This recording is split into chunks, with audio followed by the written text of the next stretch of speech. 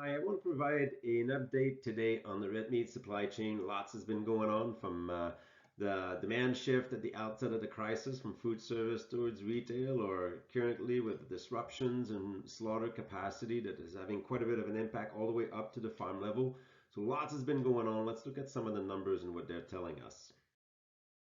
This is a table summarizing weekly slaughters in both Canada and the United States. You got to look at both sides of the border. Obviously, this is an integrated market. And what the numbers are telling us, even though we don't have in this table the numbers for the week ending April 25th, we know that those numbers in 2020 are much lower than what they were in 2019.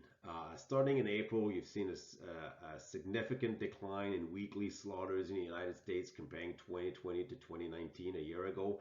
And the same kind of story in Canada as well, starting in April or mid-April, roughly, comparing 2020 to what the previous year was as well. So there's been quite a bit of a significant change and in the capacity of packing plants.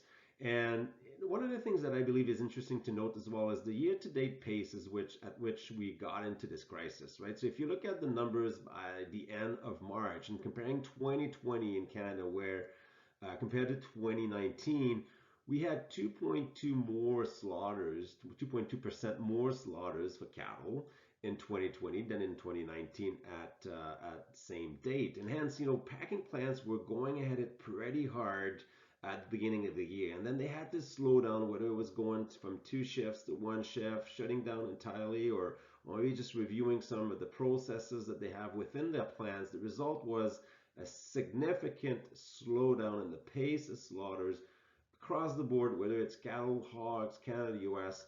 And you see this number here for cattle declining from 2.2% to actually being under right now where we were last year. So this had quite a bit of an impact as well on the number of animals that are waiting to get to be processed in these plants, and obviously having an impact on the farm price. You look at the patterns in farm prices for fed cattle, hogs, it's pretty clear. I'm using futures markets over here. Obviously, cash prices are a little bit different, and to some extent, cash prices are going to be even worse, or showing a little bit of a worse picture than what you have up on the screen. But the message is the same, right? We got some significant losses in cattle as well as hogs.